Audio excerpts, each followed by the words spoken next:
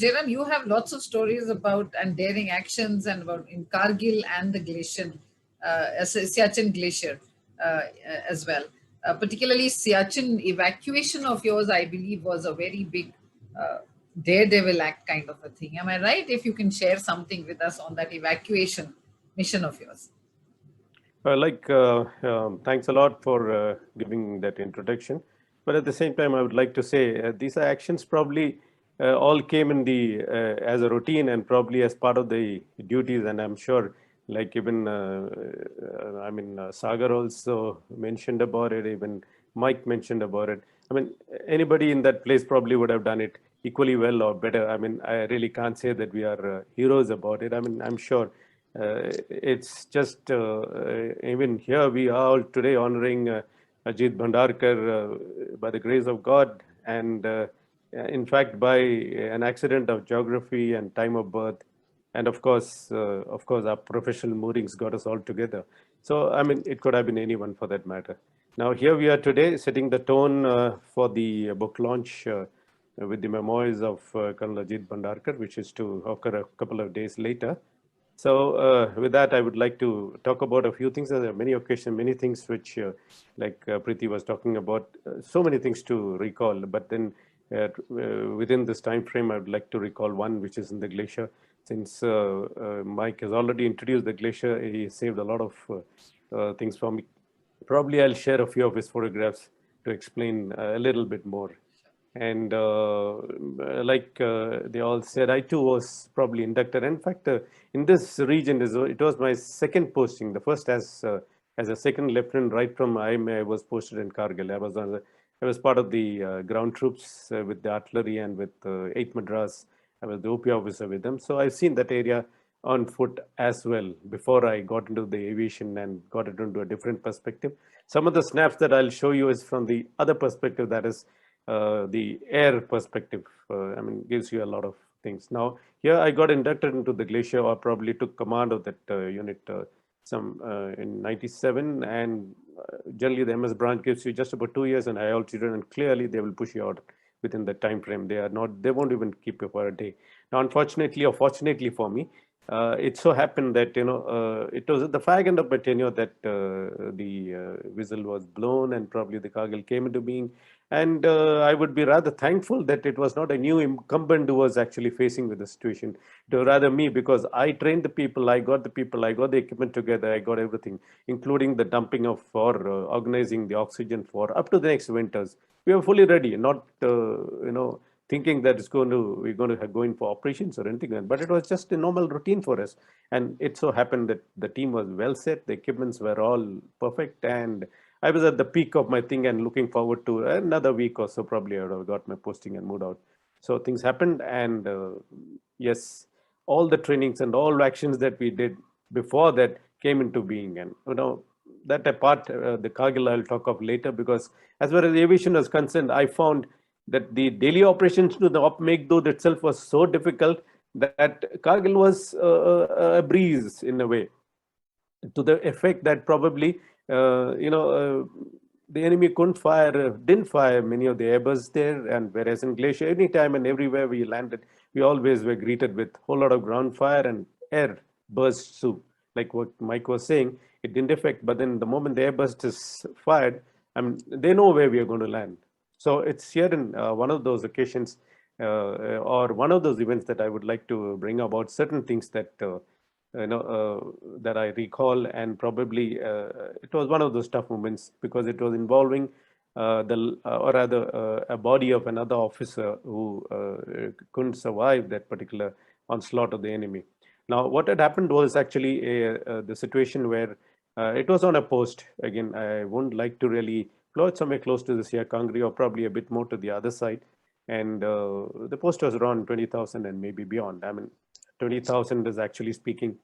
There's really nothing much. The aircraft is at its full max, capabilities. The human being as such, there's no air to breathe. I mean, frankly, I would correct it to say that it is more thin. And then we had to use 100% oxygen. And that too, we never had a continuous oxygen supply. We had to really share it with the co-pilot. And I mean, that's the way we survived. and the temperatures were no fun. I mean, it was all minus 40s and beyond. I mean, uh, Mike said so, and I would definitely put a tick to that. And winds, again, I mean, it was never below 60 knots. I mean, 60 knots is, I mean, you can double it about 120, 150 kilometers per hour. And that's the kind of operations we were doing. Now, just to give a perspective of the whole thing, this particular helicopter is on a helipad. I mean, you can see that nobody has dug it up and or placed it on top of a plateau or something. And it's just because the glacier has melted. I mean, it's, you can say it's the global warming effect, and the rest of the, just because this particular piece has sustained itself because it's been covered by a parachute. And if you can see these black spots all around are jerrycans just to keep the parachutes in place. I mean, jerrycans full of water, frozen, and just to keep the parachutes. Now, beyond this, if you just look at the tail rotor and beyond, you can see in the far distance, that's the kind of a ridge line that we were talking about where we had to pick up the thing. What had happened was just below that, our helipad is not on top, it's just below that. Yeah, that's where the pointer is showing. And unfortunately, a few months or a month back or so, an Air Force helicopter had crashed and the helipad was not available. I mean, to the effect that this post was never supported by land route. It never had. So always had to be airborne and I mean, the helicopters had to sustain it. I mean, to the effect of kerosene, whether it be rations, and rations were never, I mean, a problem. Actually, they had surplus rations always because it never got consumed there. But what really sustained life there was the kerosene, the K oil, and also at the same time, communications, batteries which had to be there. There was no place, no way of charging anything. So communications was most important because this was an isolated post. I mean, there's no way we can maintain if in case communications are, we just don't know whether it's with us or with them. And it's just about 6, 7 guys on top of it. And was commanded by a captain, again from the Assam regiment. So it so happened that in all the efforts, they tried to uh, move the helicopter or probably, things all worked out, but the Air Force still insisted on a court of inquiry, so it remained there. So we did drop many ideas to the people there, how to take out the fuel and use it as kerosene in case we are not able to supply. And all that probably they didn't need it, but at the same time, that was an emergency method. But anytime we landed, they were not sure are the people ours or theirs, that was the state.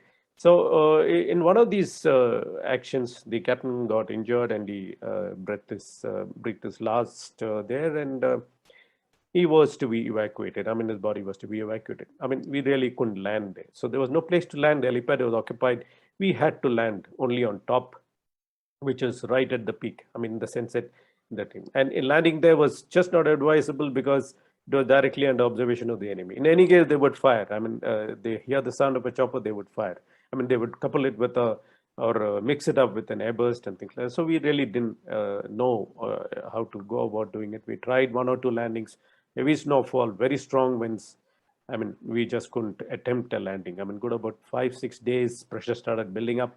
The Assam Regiment Battalion CO and the co-commander himself was from the Assam Battalion, so he was really breathing down everybody. Now, we too had to show our capabilities too. I mean, we were the ones, nobody else can, probably do the thing. I mean, we had to do it ourselves. So it was, we were the last stop, So finally, at one stage, we decided, okay, let's try today to pick him up. And heavy snowfall, but of course, we thought we'll land under the cover of the, the observation would not be there. And we sort of could manage to touch down with one skid touching. And the person from the bunker just ran in with the body and put it in because he knew that the round is going to come. And the time that is available to me is just the time of flight of the round. I mean, the moment he sees you, he is going to fire. And it's a direct firing weapon is not there, so they have to use the mortar. And if you use a mortar, it goes up and then comes down. It gives you a lot of time, and it gives you a time of flight, which is enough for you to actually get away. Now, in this case, what happened was this boy was not sure of how to close the door. He couldn't close the door. And the strong winds put the door open again, So he had to go back to the bunker, come back again, Again, tried to close the door, and all this while, all the time was lost. And the second time, again, he came in. I mean, of course, if he doesn't know how to close the door, he just don't know how to do it. Simple. I mean, it's not his fault. The round, meanwhile, landed just about 10 yards in front of us. And now all the things came into all the teachings and learnings and everything came into you. What to do now? I mean, so okay, had a quick look at the systems. Nothing was showing anything awkward, but then we were actually shaken up thoroughly there. I mean, we didn't know what is hit and where. So, however, the number two who was loitering behind, I mean, he was really couldn't see us. And we just picked up the aircraft to see things were happening. And then thereafter, in any case, there was no question of crashing at 20,000 feet or probably calling it off at 20,000. We wouldn't have survived even for half an hour because our bodies were just about acclimatized only for 10,000 feet and not at all for 20,000. So we just picked up and tried our luck and found things were working with not much of things. We just decided to glide off to the base camp. And of course, the number two really knew there was something wrong. We couldn't transmit because we can't call it a hit, because then definitely it would send a wrong message to the rest of the people. So we just managed it, and by the grace of God and luck, and we just managed to get back to the base camp. It's only when we switched off and saw the whole thing around, we found a whole lot of splinter marks in front, the perspex and things like that. But we survived that particular incident, and we are very glad that we could actually bring in. It's thereafter the things were set in, and I mean, yeah, was couldn't you have postponed the evacuation even for a day or something, and yeah, yeah, something like this? absolutely. I mean, that's a very good question. In fact, that was part of my teaching in the sense that my philosophy was, I mean, you and a machine are something which is irreplaceable at that altitude. I mean, a machine goes and the people goes. I mean, there's no way. The gap remains. I mean, and it cannot be. I mean, like I said, I mean, at the fag end of the tenure, when you're fully trained, rest of the team is made. It's irreplaceable. And frankly, I would say I would have gone for a next day. But then we had already postponed it to about 7 days. And then, having a body, I mean, remaining in a post, and we just don't know what is going to happen, were something which, all of us were going through a whole lot of tension. I mean, saying, how do now get around this? I mean, it had to be evacuated. The body had to be in whatever condition it was.